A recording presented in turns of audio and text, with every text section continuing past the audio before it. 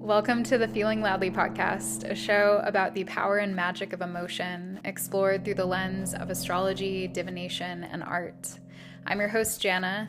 I'm an astrologer, a tarot reader, Akashic Records reader, poet, and witch, and I'm here to help you feel your feels.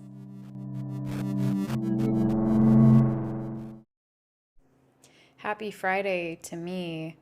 And happy whatever day you're listening to this on, because I doubt it's Friday, although maybe it is. Maybe some of you actually listen to this when I publish it late on Friday evenings. I suspect that's not many people, though, because you'd really have to sneak it in. I suspect most people listen over the course of the next week or so.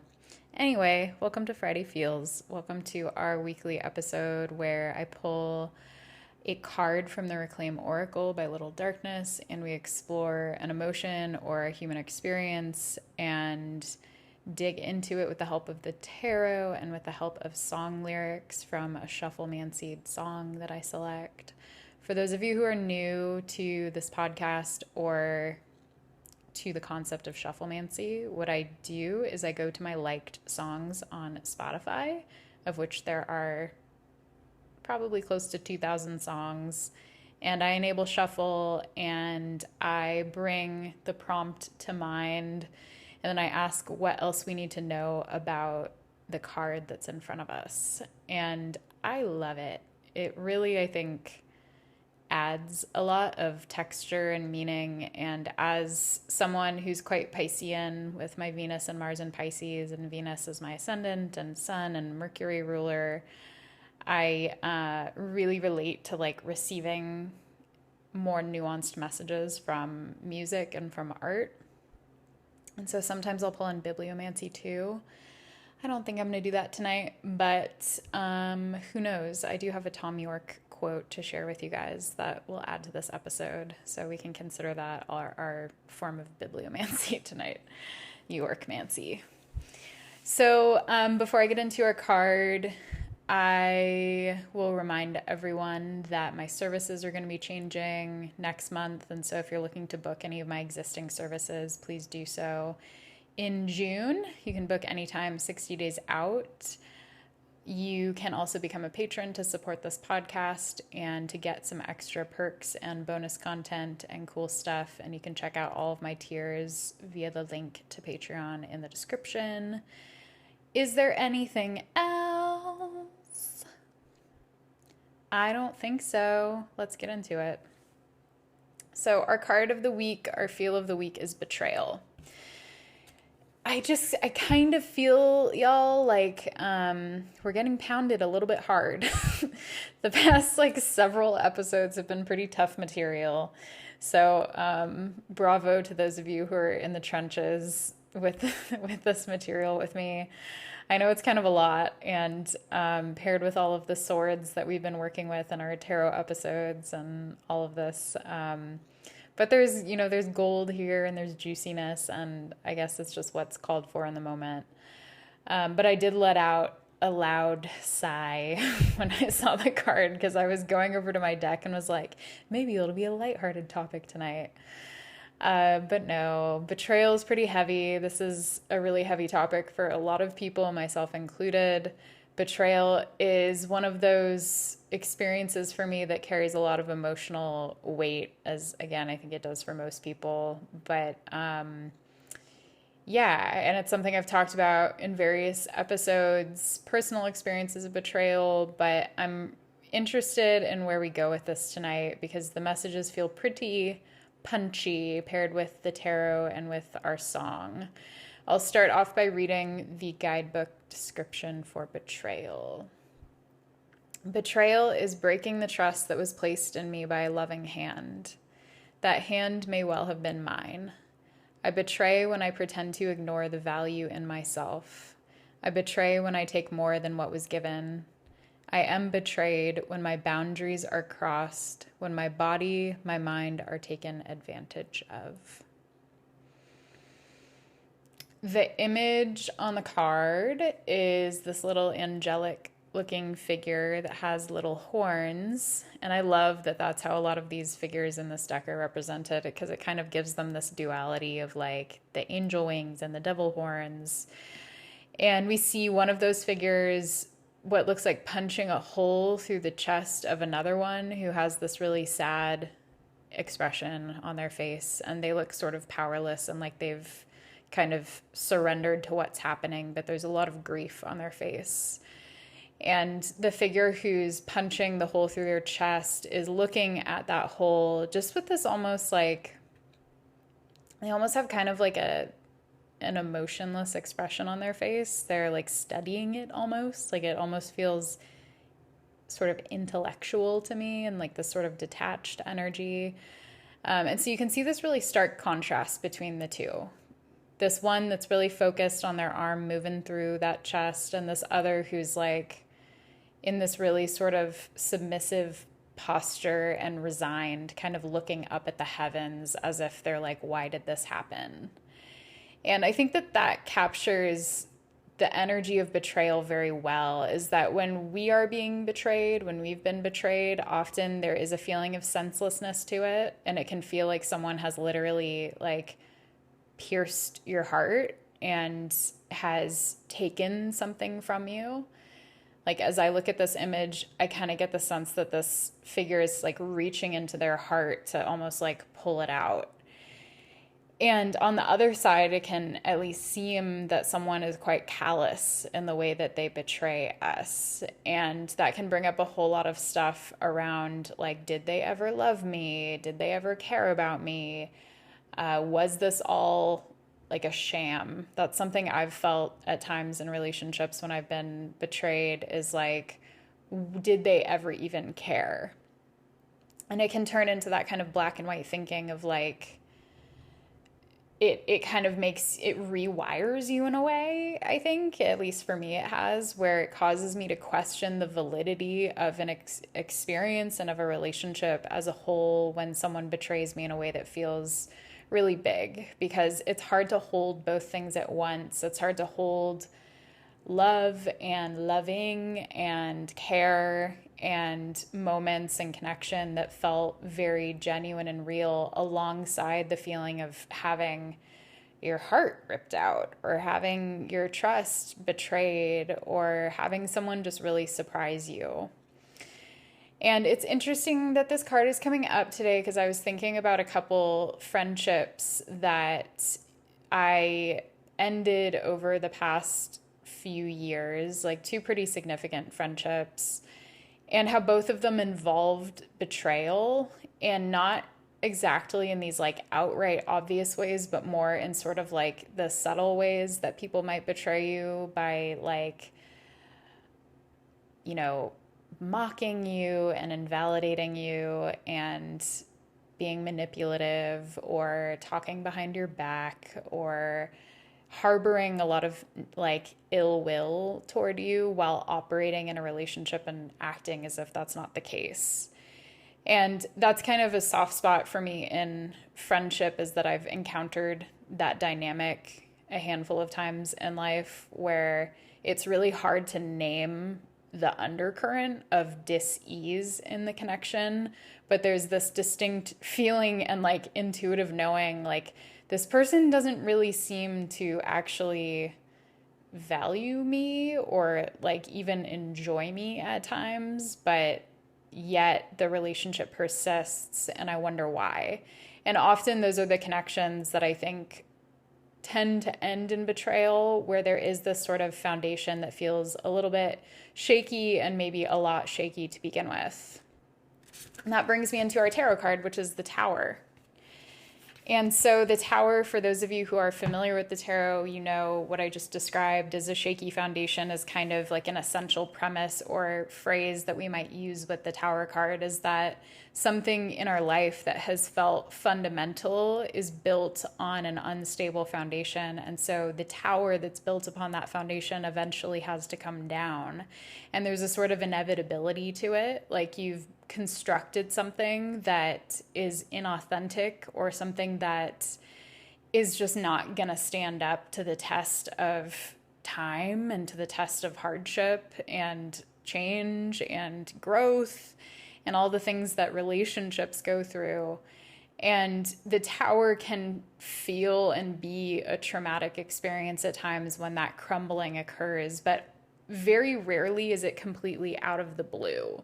Like, unless we're in really heavy denial, it's uncommon for us to reach a tower experience and be like, at least I think, like completely shocked. Maybe consciously, but often there's some type of subconscious seed of doubt that was planted and has grown.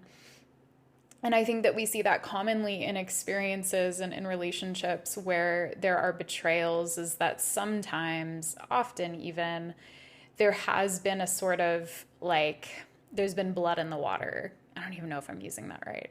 Is that right? There's blood in the water. There's like some sort of sign or signal that something is off. And then when we reach the betrayal, or when we discover the betrayal, or whatever happens, that tends to be the tower moment where it comes crumbling down. And that causes us to sort of feel shell-shocked, like, oh my God, I can't believe this has happened. And at the same time, maybe this is exactly what I expected to happen ultimately. And in both of the friendships that I mentioned, there were like, you know, many instances over the years where I was like, yeah, I don't know, something doesn't feel okay here. Like, I feel like this person, like, doesn't like me, or I feel like this person is kind of like giving me backhanded compliments, or there's a sort of sneering quality. And yet I buried it, and I wanted to believe that I was wrong. I wanted to believe that that wasn't the situation, and that I was just like projecting shit onto the connection. And then there came these sort of like wake up call moments where I couldn't deny the behavior that I saw. And it's like the mask fell. And once I saw that, it was not possible to go back into that relationship. And so, at least, like, you know, and be self-loving at the same time. Like, I would have to really deny myself and gaslight myself in order to stay in these connections. And so, in both instances, you know, the build up to the tower was clear. Like, I had these moments and invitations where things were a little bit less charged, and I could have thought, like, you know, it doesn't feel right. Maybe we're not super compatible as friends. Maybe we're growing apart. I could have seized these opportunities and observed their smaller behaviors and been like, I think it's best to like chill out on this connection, or to let it go completely. And I didn't, because they were important to me, and I wanted to see what I wanted to see. And I don't say this to suggest that people who are betrayed are ignorant or in denial or whatever. Like, of course not. There are so many situations where people are genuinely betrayed and had no idea. And even if they did have an idea, it's not their fault that they were treated that way. But I think that there is also a very common experience that a lot of us have where we deny our intuition in order to stay in connections. And in that way, we betray ourselves. And that is sort of the essence of this card and the description that I read, which is that we can easily betray ourselves while at the same time someone else is betraying us. And that involves that sort of suppression and the telling of lies to ourselves, the telling of lies that quell our fear temporarily, but keep us in a state of relative numbness and denial in order to keep the status quo. And you know, I've betrayed people in my life, of course, and I've betrayed myself a whole lot. I'm a 12th house person, so there's a lot of self-sabotage. And I'll say that, like, on the other side of that, the feeling of betraying someone who you really love, that to me has been one of the most excruciating experiences of my life. And it's something that's really hard to move beyond, because I think it shows us at times a part of ourselves that maybe we haven't come to accept, and maybe that challenges our idea of ourselves. Or maybe at times we act out of integrity and we like take bad advice, or we do something that is just out of character, or like a moment of a lack of discretion or whatever. Not like a premeditated, like evil betrayal, but just more of like a, I made a bad decision, or I made a decision that was not caring, that was unthoughtful, that was careless. And so I think I've as I reflect on it, and this came up recently, actually, I was betrayed by someone, and then I betrayed their trust by sharing information, thinking I was like in integrity in doing that, but at the same time, I don't know, like it could have been inspired by like a shadowy part of me that wanted to like get back at this person. I don't think that that was the primary motivating factor, but I think it was operating on some level, was this desire for like revenge and this desire to get back at someone who I felt had really harmed me.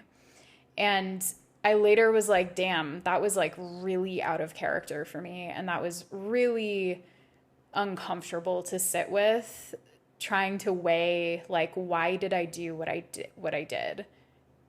What was the true motivation? What was truly operating for me in that moment?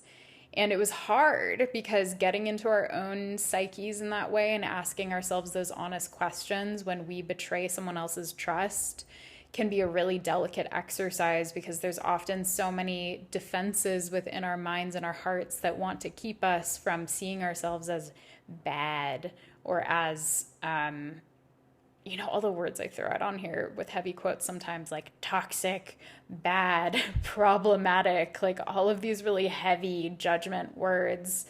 But that can come up in a big way when we make mistakes. And so while I'm like compelled to talk about the experience of being betrayed, I think I've talked about that so much on this podcast that I'm more wanting to talk about the experience of betraying. I think it's a little bit more interesting and maybe a little bit more confronting for a lot of us, because sometimes when we consider our own behavior from the past, we might not even realize that we betrayed someone. We might not see our behavior as having been a betrayal. But if someone else feels betrayed by us, then I don't know, I think we could call that a betrayal. It's not black and white, it's nuanced, right? And there are many situations where like betraying someone's trust might actually be a necessity in some way. And that was sort of operating for me in this recent situation that I mentioned, where like me keeping something private would have harmed someone and would have been out of integrity. But at the same time, I had to betray someone who I love and care about in order to do that. And so it brought up this sort of like ethical dilemma for me of like, what do I do right now?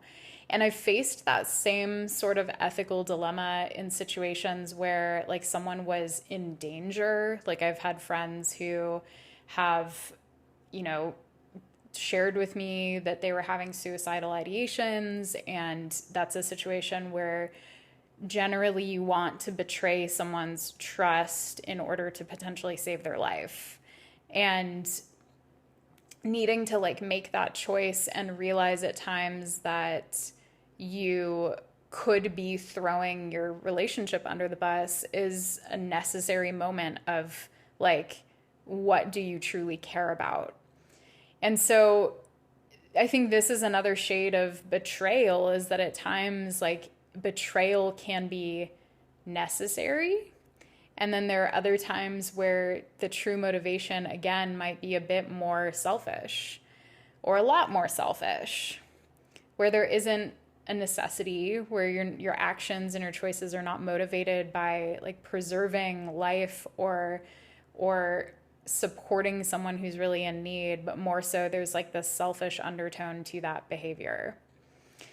And it's hard, right? Because this gets us into like very murky territory of the psyche and the way that relationship dynamics operate, and what one person considers betrayal, another person might not consider betrayal. Like, for example, I'm a person who really does not like gossiping. I don't like being engaged in conversations where we're like talking shit about someone else, or sharing information about someone else that's like not ours to share.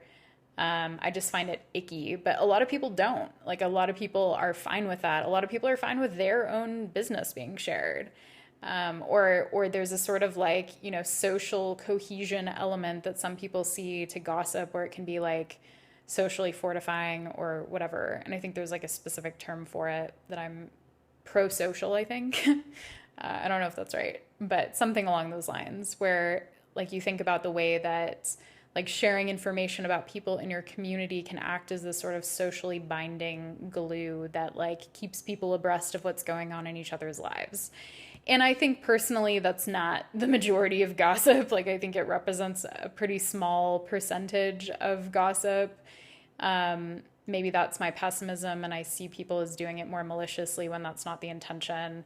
But as someone who has been on sort of like the really shadowy side of gossip and experienced betrayal in that way, like someone sharing information that was not theirs to share, or sharing stuff that's like been traumatic, like really sensitive information, that stuff can be really damaging. And I feel like, again, that brings up the question mark of like, what is betrayal to one person that might not mean or feel like betrayal to another person?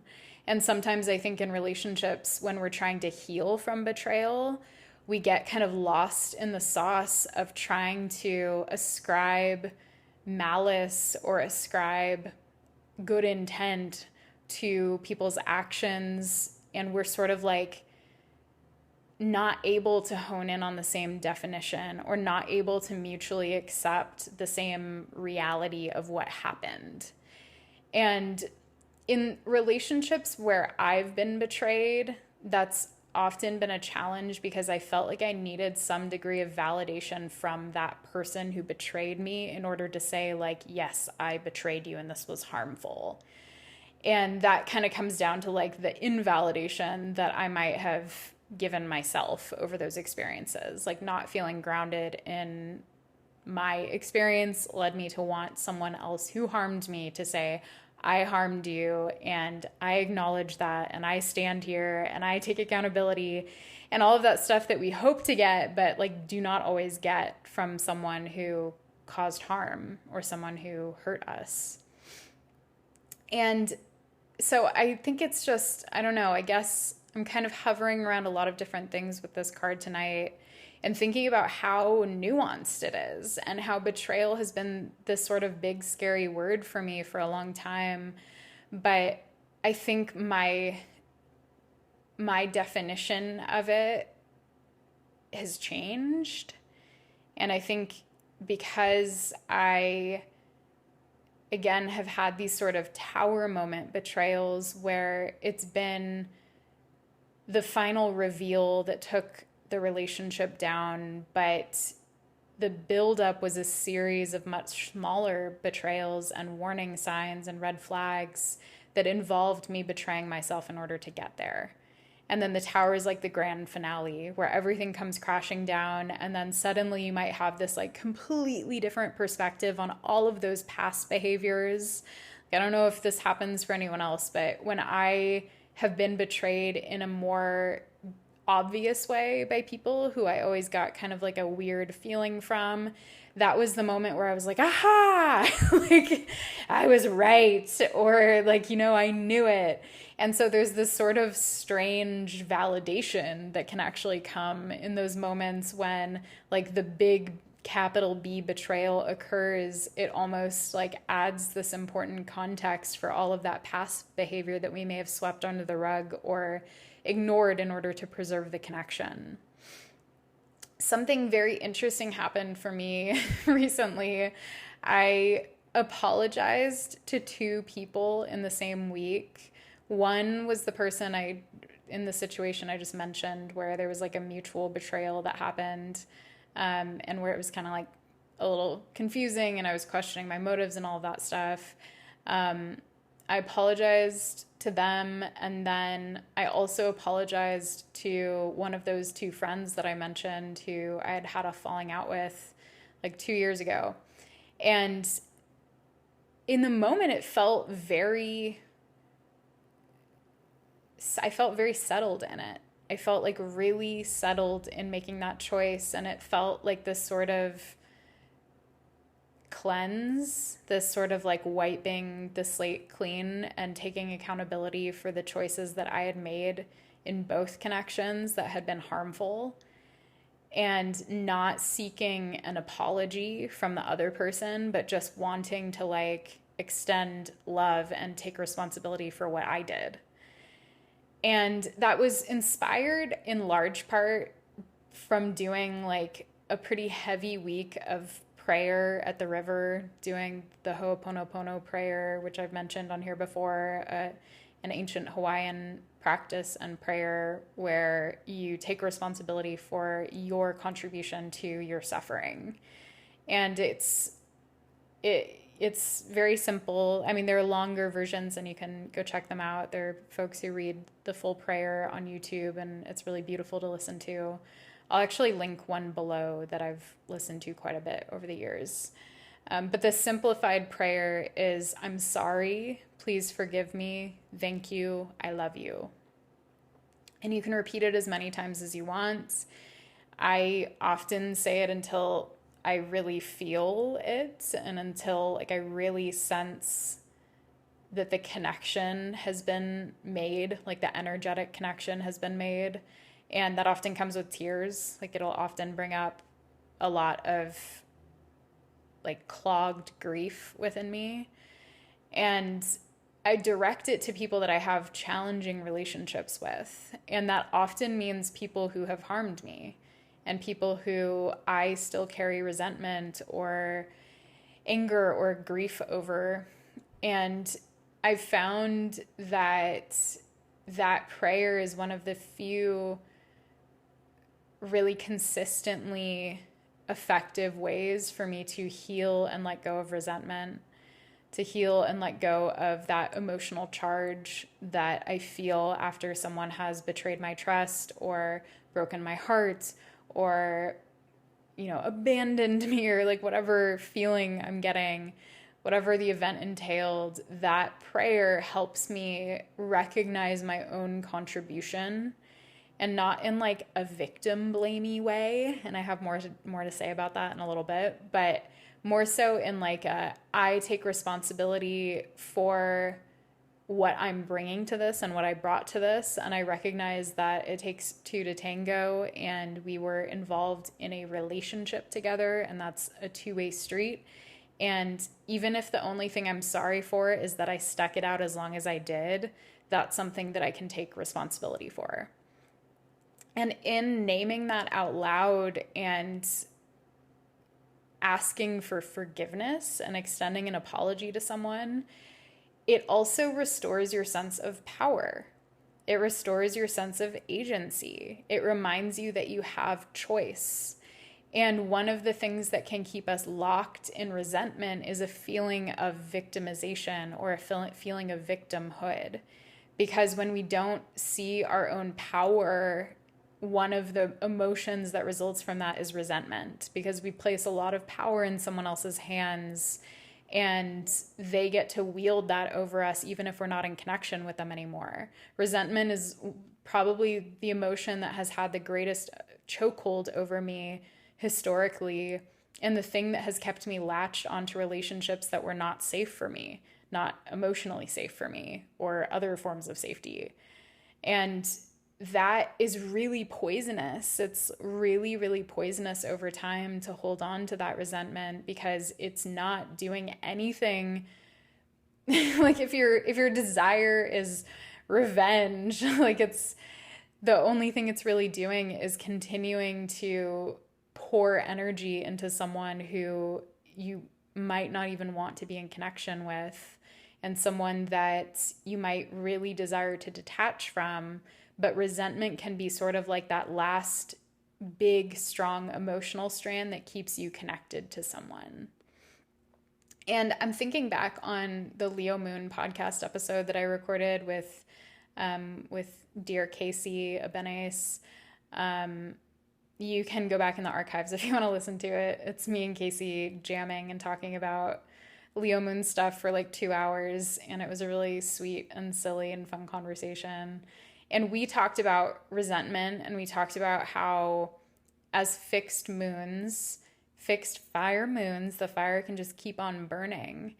And you might continue to fan the flames by coming back to a situation from your past, coming back to a lost love, a lost friendship, and just continuing to sort of simmer on it and focus on it.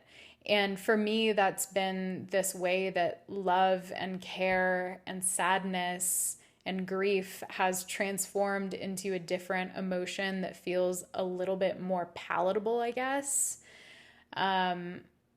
And I say that with hesitation because as I really think of it, like resentment is one of the most uncomfortable emotions for me to experience. And yet it felt at times more comfortable than love. And so if I loved someone and then they hurt me really badly, I would usually grow to resent them because that helped me feel like I was killing the love. But what was still beneath it was love. It was just that I was like, just dressing it up as something kind of ugly and as something kind of nasty. And no shade to anyone who experiences a lot of resentment because I really relate. I've kind of miraculously been able to free myself from a lot of it over just like recent year-ish, in leaving a lot of relationships behind and going through that grief process and allowing myself to be angry and allowing myself to feel rage and to feel hurt, and even allowing that to then transform into resentment at times. But it's like the resentment sort of put those other emotions on ice, and it kept them in the freezer so that when I was ready to return to them, I was reminded by the resentment. The resentment was still there. I would find myself like ruminating and like getting angry at them in my mind and like rehearsing a conversation out loud, like what I would be saying to them, and like having this little argument as if we had had like a reckoning conversation. And then I would catch myself and be like, holy shit, like that happened a long time ago. Why am I still feeling this way? Why is this still coming up right now in this moment? And what is that alerting me to beneath that? And so usually these were experiences of betrayal and experiences where there was a lot of leftover grief and, more vulnerably, a lot of leftover love. And I would come back then to these practices like the Ho'oponopono prayer and other ritual work and meditation and compassion as a way to let go. And I realized that when I let go, that meant I actually had to let go. Letting go of the resentment meant that in a way I was also letting go of my attachment to that relationship. And that hurt. And that reminded me that I loved that person, or that I at least cared about that person. And the resentment was this strong tie that was keeping us connected, and severing that felt really scary and really painful. And so I know I've gotten off track talking about resentment, and the card is betrayal here, but like I think the two are so intertwined that it's kind of hard at times to peel them apart. And maybe not for folks who move through experiences of betrayal with more ease than I do, or that I have historically. But I think for a lot of us, they're very closely intertwined. And a lot of the time, too, we might betray other people from a place of resentment. It might become this sort of like conscious or subconscious, like totally unaware action where we seek to like get back at someone, or we try to reclaim our power by hurting someone else in the same way or in a totally different way than how they hurt us. So where do we want to end tonight? Let's end with our song and with this Thom Yorke quote, which is connected to the song. So the song is Nude by Radiohead. And I had kind of like a new experience of this song tonight as I was reading through the lyrics and just placing it in the context of this conversation about betrayal and the tower and all of this. So I'm curious what comes through for you as you sit with this. Again, the song is called Nude. Don't get any big ideas. They're not going to happen. You paint yourself white and fill up with noise. There will be something missing. Now that you've found it, it's gone. Now that you feel it, you don't. You've gone off the rails. So don't get any big ideas. They're not going to happen. Oh, you'll go to hell for what your dirty mind is thinking.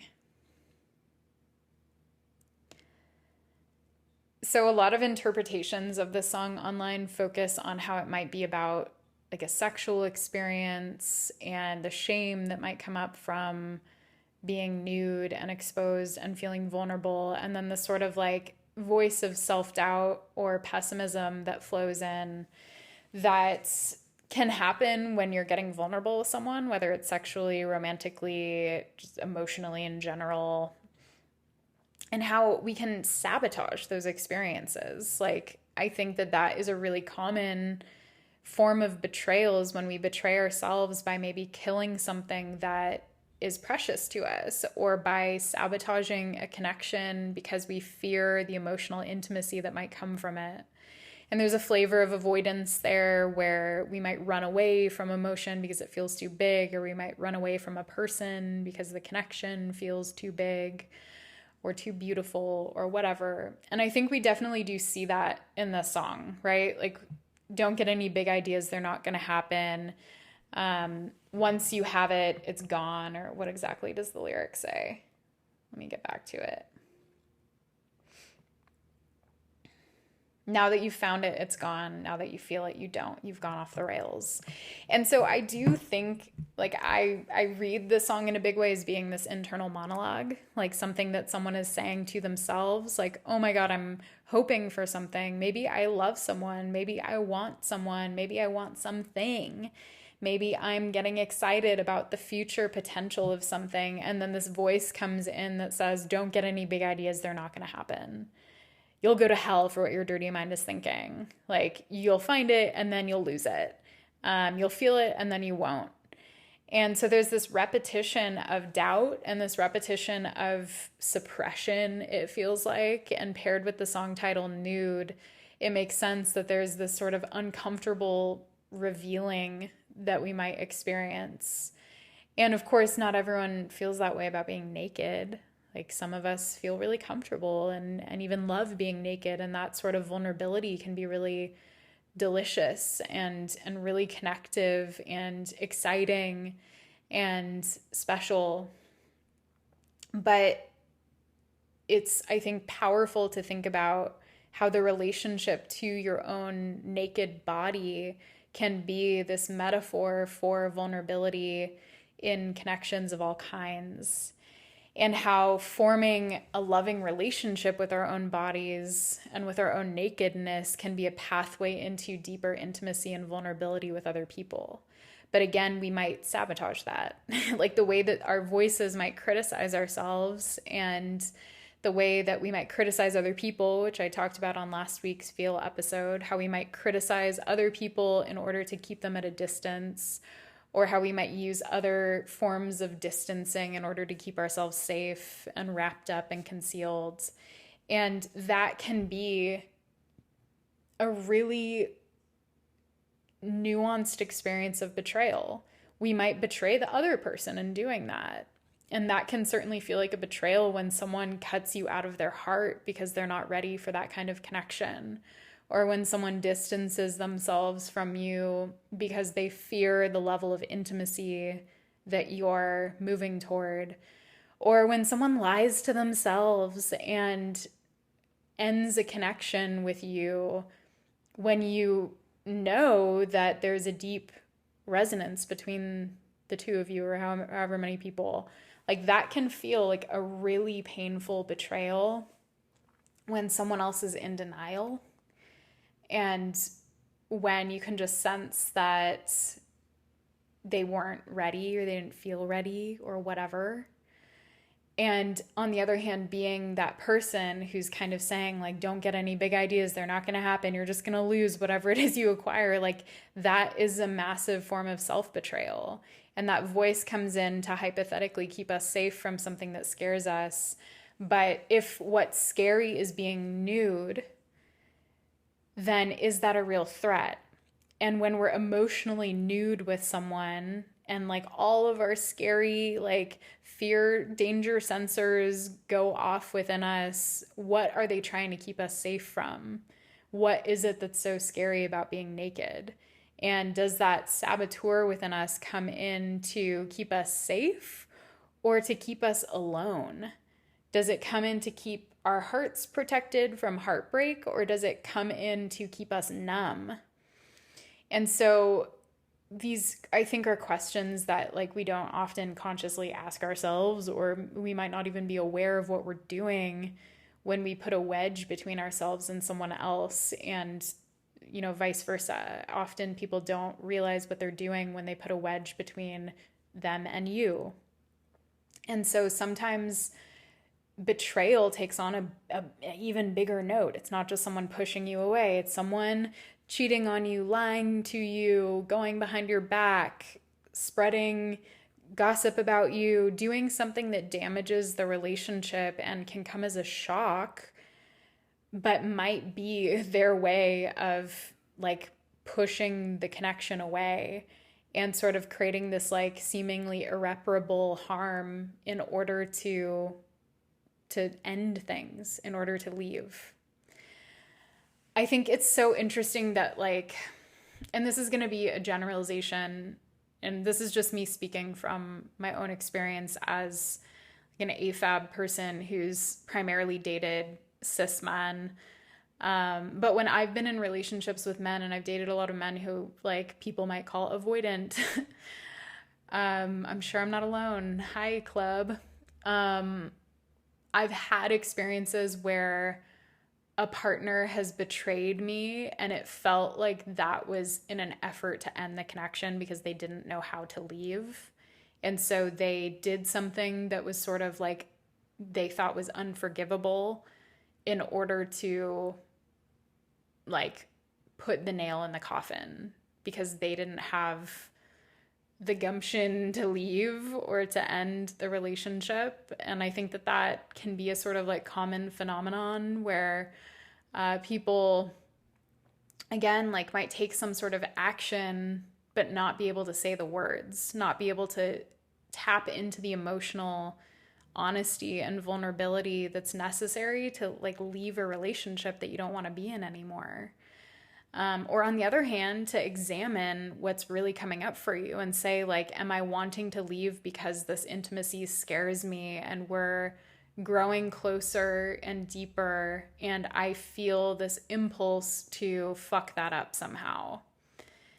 And I've had both experiences. I've had experiences where someone betrayed me because I think they were just like over it and they just wanted an out and were like, this is an effective way, and like, Jana will like end the relationship if I do this. I've had those for sure. And I've also had ones where it was like so clear that they were afraid of being close and of being vulnerable and afraid of their feelings. And so they had to sabotage the connection in some way in order to like find their exit route. And so I guess I would invite you to consider, if you are resourced enough, if you're grounded enough, to think back on betrayals you've experienced in your own life.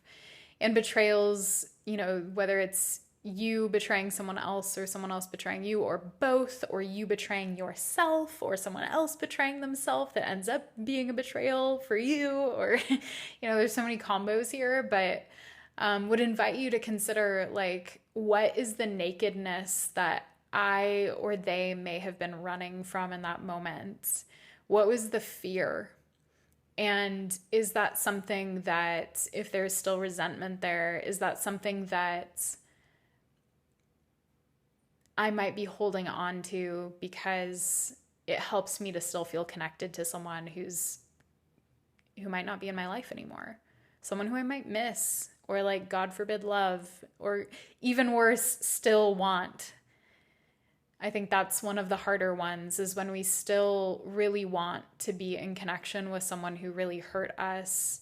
And it's such a common challenge when healing, especially from traumatic and abusive relationships, is wanting to still be with someone who has hurt us really profoundly or betrayed us really profoundly, and how that's so human. And sometimes, again, when we kind of go toward the deeper feelings that are there, that's also a pathway towards some degree of emotional freedom, is to recognize, like, okay, yeah, I feel this. This is still here. It's not like the boogeyman in my heart. Like, it's still here. And that's okay. Okay, y'all, that is it for tonight. I love you, and I'm sending you big hugs, and I hope you're doing okay. I still want to invite anyone who's out there and seeking some online connections to join our sweet little Discord if you want to meet some cool people and hang out with us.